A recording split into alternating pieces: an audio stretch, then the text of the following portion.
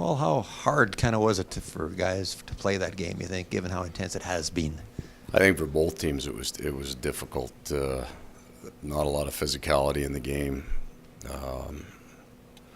Bit of an exhibition in terms of overhandling the puck, bringing it back a bunch of times. It was a tough game, and but we got back to skating a little bit in the third and trying to get some pucks to the net. So, but a good game for a lot of guys. They haven't played in a long time. They get into a game now. They certainly like to clinch earlier, but you wouldn't want to have to play too many of those. How much different will it be game one of the playoffs? Oh, night and day for everything. The intensity. Well, they had their mainstays out, so did we. But yeah, this one we won't overassess it. Probably won't watch it.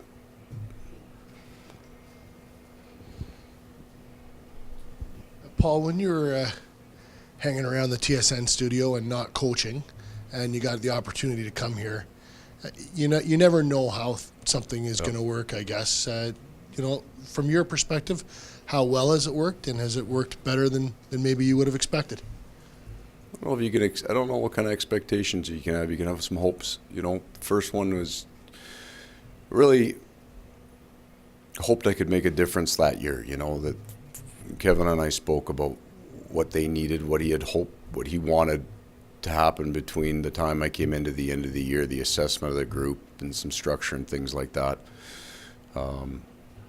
That conversation we first had, he kind of laid out what he saw, where he saw the team, and how they were going to proceed, and it's been like absolutely word perfect to what happened. I guess the best thing that you can hope for is that you feel like you fit, not just that you can in the room, but with management, with the other coaches, and it's been a great fit. From personal, I've really enjoyed all parts of it. They had 84 points, or you had 84 points last season. 99 this year. That's, I think, 5 more wins than a year ago. I know you like to say that changes were made from the players, but the biggest change here from that time to now has been in the coaching position. What do you think, if you had to narrow down what impact you have, honestly, what impact do you think you've had on this group? What have you done what have you done to have an impact? So we'll include this as the whole staff. We did a good job separating what was our job and what was their job, and clearly defining that. So we did our job, but far more importantly is the players took the things that they were responsible for and handled them. And you start with how they came to training camp. They handled their own fitness. They came back in far better shape than when we left at the end of the year. And then all the things, their room, their game prep, all the things that they needed to do, which is based on leadership, but goes far beyond that. Everybody has to buy into that. Most importantly, they took care of the things that hockey players and a hockey team are supposed to take care of. We defined what we do. This is the way we're going to play. These are the things that we think best suit the players that we have in our locker room. But as I said, they took care of the big pieces. A quick thought on Andrew Kopp's game? Really, really enjoyed watching him play. He was on the right side of the puck all night, made some really good switch-offs down low, which show quite an advanced awareness of the defensive structures of the game. A lot of, especially the neutral zone play, is completely different for him. And not only did he pick it up and do his job right, he picked up the switches sometimes when other guys got over-aggressive. I think his numbers might have been better for me than they had them in the center circle. I think they got him 6-3. I think I had him better than that. One more. I think I had him 7-2. Took the face-off at the end in a shorthanded situation. Won it. Did more than one thing on the face-offs. Had more than one move. Really, really liked his game. I know you're having a hard time containing your excitement, but what's it going to be like for you to be back behind the bench in the Stanley Cup playoffs, and also maybe a thought on what this week is going to be like, what the key is? It's Christmas for coaches, right? It's a little different this year with this group because one of your big challenges is winding them up over 82. Where you spend a lot of energy. Well, I'll tell you the story. The guy I got to know I coached was Brad McCrimmon. And I'm sitting at the coaches' meetings 1 year after he's left Atlanta and gone to Detroit, and they've had some great success there. I said, talent aside, what's the biggest difference between what you were faced with in Atlanta and what you've got in Detroit? And he said, oh, that's simple. He said, in Detroit, we never ever wonder how hard the guys are going to play or if they're going to be ready. We got Lidstrom in the room. We've got all these veteran guys in the room. He says, we don't spend any time worrying about whether the team's going to come to play. And if you get out of the gate slow after 10 minutes, they fix it. He said, Atlanta, we'd come to the rink, you'd never know how you were going to play, how ready you were going to be. I haven't had that concern. When you get into the playoffs, you just enjoy the energy more than anything else. The guys are wired. Everybody's so excited to be there. It's just an awful lot of fun. Paul, those 99 points is I know you set goals at the beginning of the year. It's a franchise record. Is it anything you can use that for? Or is that just the icing on the cake for a payoff like you called it yesterday? I don't know. I looked at that number and was thinking of the 3 or 4 games that got away from us in the last minute that you maybe could have had a little bit more. The number that I appreciate in that group is we've lost 13 games in regulation, home and road. So there's some strength to our game in both places. And when you figure we started 1-4 this year, that we had 22 losses, regulation losses. Now, when you were worried about your ROWs, you were thinking, geez, you're not winning enough games in regulation. But when you think, or overtime, you don't see overtime in the shootout anymore, thank God. So now it's 5-on-5 hockey. We were a pretty darn good team in regulation, came ready to play most nights, and I like that number.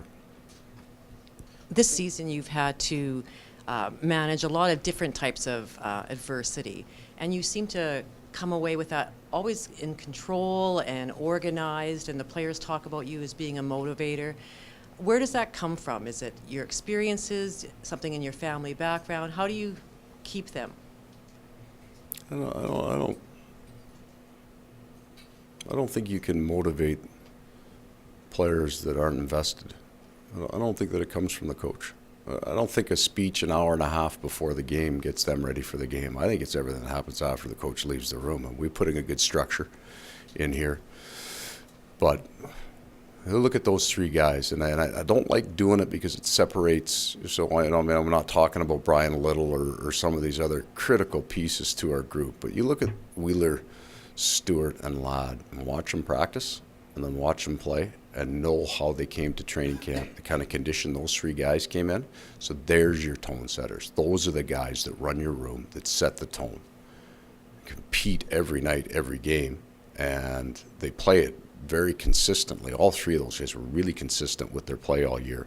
Those are the motivators. That's the tone setters. Those guys run your room. I do think the only experience helps. For me, it's helped me enjoy it more. That's the one thing that's probably changed over the years. I just enjoy coming to rink, enjoy these games. Maybe not so much tonight, but I going into that Tampa game was pretty excited to get out on the bench. Going into Minnesota, I mean, those are great games with all the pressure that's involved with them. So I've learned to enjoy it. But these guys have made it enjoyable, so that's a big part of the battle. Coach, you had Toby Enstrom and Dustin Bufflin back in today. What did you see from them in this game? And in your mind, are they now back as full-time players in your back? Ready to go.